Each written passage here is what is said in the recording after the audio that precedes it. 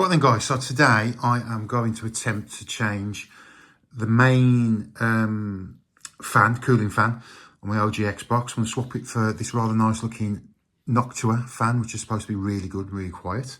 Really big, nice, chunky thing there. And also, because it's a version 1, and it's making a lot of bearing. This is my whole reason for stripping Xbox down and changing the fans. The GPU fan, because I think the bearings have gone in. So I've got a little cheap Chinese light up LED fan that I'm going to put on top of the GPU.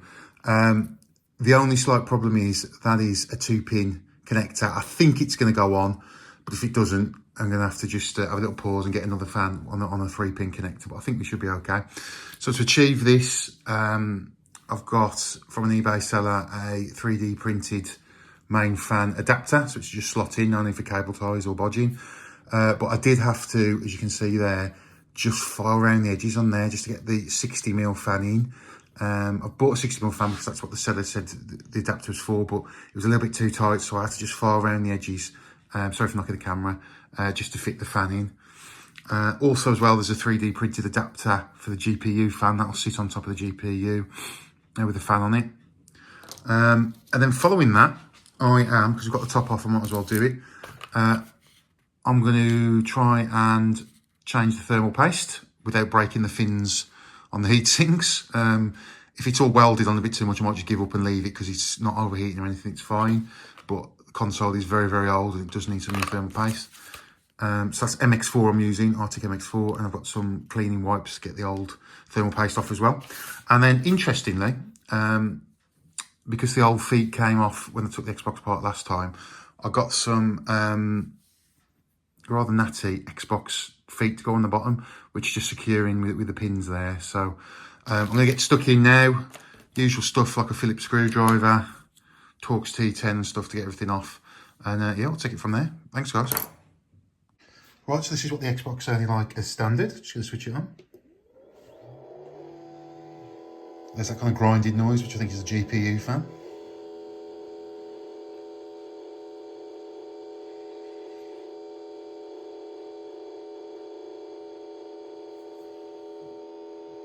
And this is its kind of normal stock fan noise when the GPU fans kind of, the bearings have all sorted themselves out.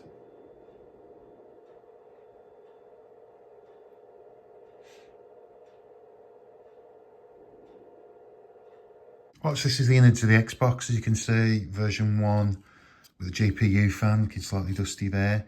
That's producing the bearing noise, I think. There's the stock fan, a fair bit of dust on there as well now. I will, I think if you just go down there, you can see a clip there that I think you've just got to prise a flathead screwdriver in, and you just open it and then pull up on each side just to get that off.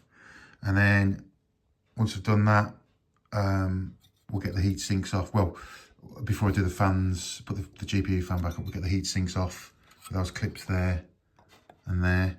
And yeah, put some new thermal paste on. Right, and there's a comparison of the old main fan, the Noctua, and the old GPU fan, and the new Chinese one to go in. Fair bit of dust and dirt on there. I mean, that bearing noise, in fact, it's just dried out with dust. So you probably won't get away with a, I'll get away with a clean, but I'm going to obviously just put a new one in because it's new, and also it lights up as well, which is quite blingy. Main fan, yeah, slightly dusty. Well, quite dusty actually, really, the colour dust there. I always thought mine was pretty clean, but I've quite surprised how much dust is in there. And that's just close up the Noctua. Just slide in with the adapter. I found the best way to get this out is just to put 2 flathead screwdrivers into, see those clips there, either side? And then just lift up, not like one at a time, so just get 2 flathead screwdrivers in each clip and then lift up, and then the fan will come out, okay. Right, so I managed to get the CPU heatsink off, wiggle the clip off. Now, I've got the clip off, which is a bit tricky for the GPU, but it's stuck in place. So I've done a little bit of Googling, and it's recommended that we get the old hairdryer on it. So let's give it a couple of minutes on the hairdryer and see how it goes. See if we can get it off. Literally needed just 1 minute, well, about 45 seconds. with a hairdryer at full whack to just get the GPU heatsink off. Got that yellow mess on there. Can't wait to clean that off. And that's the GPU itself, the NVIDIA.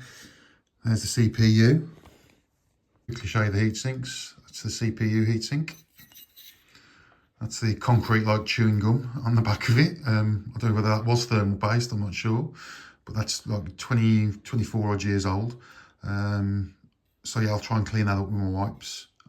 Hopefully it comes off. And then this is the GPU heatsink with the horrible yellow stuff. So you can just see just how old and knackered and horrible this is. That whatever they call thermal paste. Putting new stuff off, modern thermal paste might actually make a really good difference. So I need to get all these cleaned off with the wipes now. Okay, so as you can see there, I've just got the CPU and the GPU all cleaned up.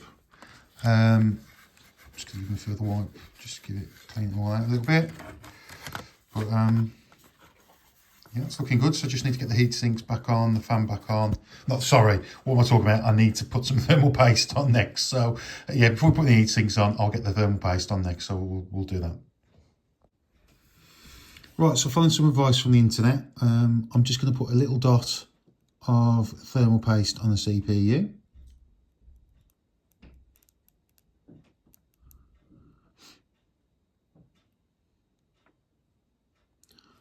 Well, that's a bit too much there. Ooh, never mind, a little bit excessive. And then it says to do a X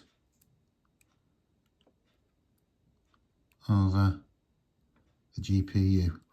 Not the most tidiest of applications there, but we should be all right.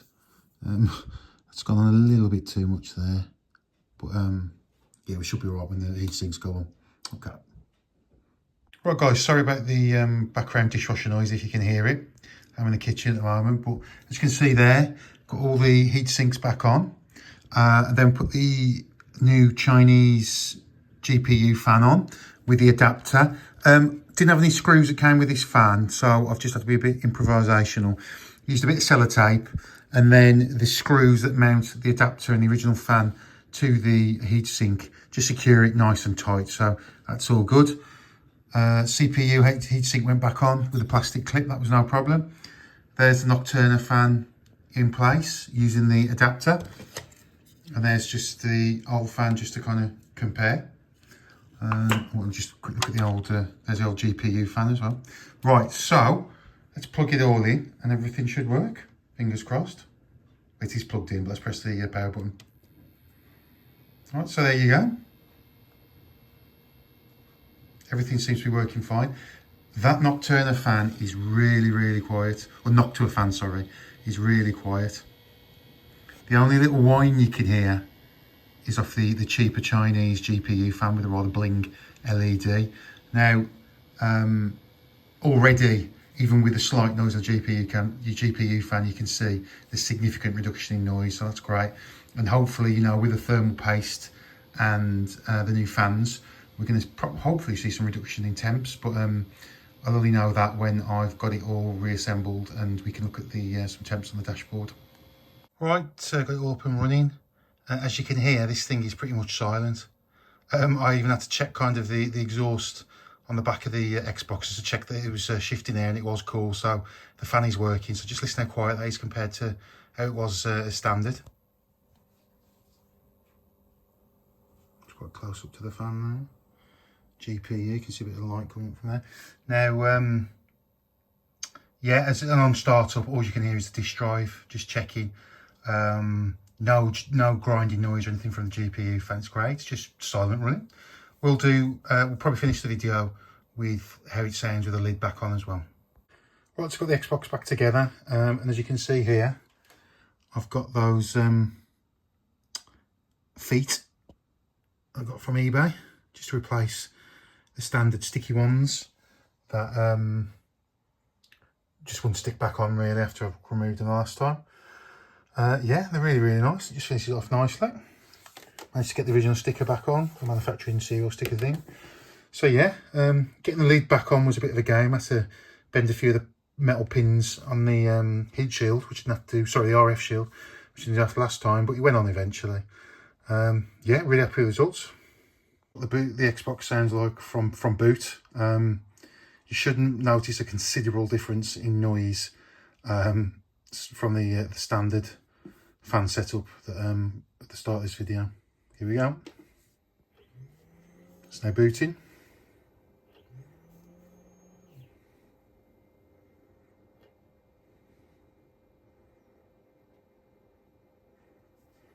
And then once you've heard the drive just turning over, that's pretty much it. Very, very, very quiet.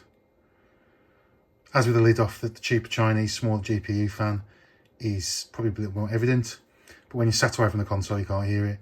The Noctua fan is basically silent. Really, really impressed with that.